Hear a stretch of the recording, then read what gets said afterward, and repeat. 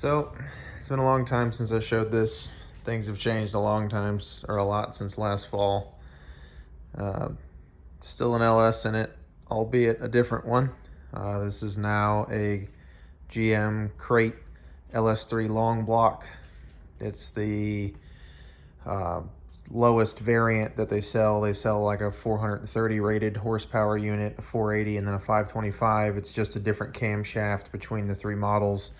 I had intentions of putting my own kind of custom cam from Cam Motion or somebody in the engine, so I saved a bit of money, bought the lowest line with the intention of changing the cam and springs later anyway. But this has been in there for a few months now. It's running really well, had no issues getting it going. I had to swap my oil pan over to clear the subframe and everything like that. Obviously retain my coil packs and my intake setup. I was able to move to a 92 millimeter Phytech throttle body with just a small amount of profiling to the top here to maintain hood clearance.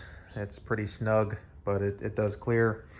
Factory LS3 intake, LS3 fuel rail, LS3 injectors at this point. So I've done the initial break-in period, was like 30 miles, drain it, check this stuff, everything looks good. There's another 500-mile window that I'm almost through now. You might also be able to notice, if you have a keen eye, that I do have AC compressor down there, and I do have AC lines now on the car. I've yet to get it charged, but I did put AC in the car. It's got a full dash inside the interior, which is also updated quite a bit. So car has Corbeau FX1 seats on both sides. Again, for the driver's side, I've got Schroth 4-point ASM harnesses. So these are the ones that have the DOT approval. They use a traditional belt and buckle, and they have the technology in the strap to allow your body to move forward about the axis in the seat so you don't submarine out the bottom like a typical 4-point. Got a fire extinguisher mounted now under there on a bracket I made. It's got modified factory door panels. I did have to notch this bit here to clear the bolster of the seat. It does touch a little bit, but just kind of lightly. Got a full center console in the car now. Obviously the full dash.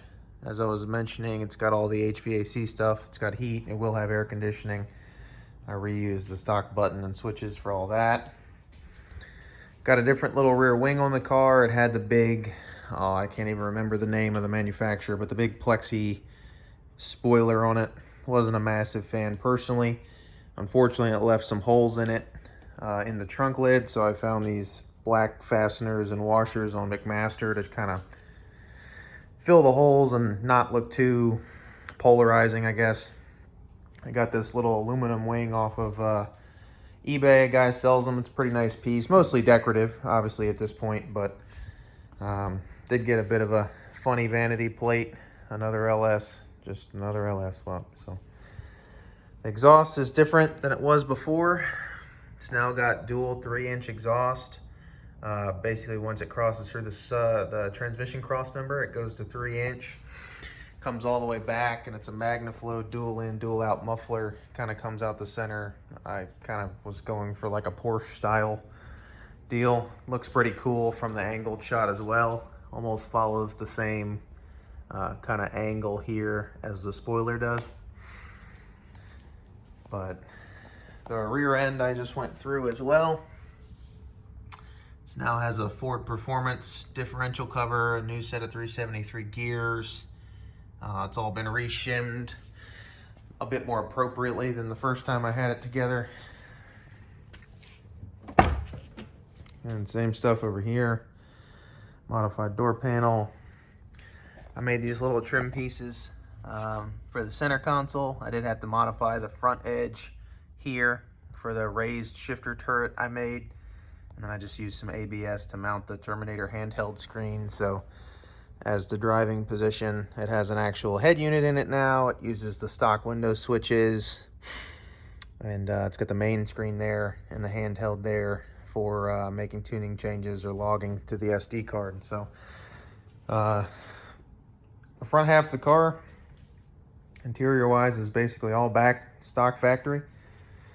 In the rear of the car, it is just still bare rhino liner type material. Gives a bit more road noise and things like that, but it's kind of part of the character of it, I suppose. So yeah, that's a lot. More than happy to make a bit more in-depth video if anybody has any specific questions. Just kind of wanted to make an overview of where the car is currently. I'm always changing ideas and changing kind of my my thought on things. I'll put the hood down real quick. It does touch the intake ever so slightly, so you have to push down the aero latches, but the paint is always, you know, the car looks pretty good, but it's a 30-year-old car or whatever that's obviously had some paint work done at some point, so it's probably the weakest point of the car, but by and large, it cleans up pretty well. It looks pretty cool. The 16s on it look pretty nice, and it's been a fun car. Been fun driving it, and now that the weather's getting a bit cooler and I'm home from work, I can really start to enjoy it a bit more. So anyway, quick one take deal. Wanted to make an update on it. Like I said, if you have any questions or any things you'd like to see specifically, leave them down below. Happy to either show it or talk through it. But thanks for watching.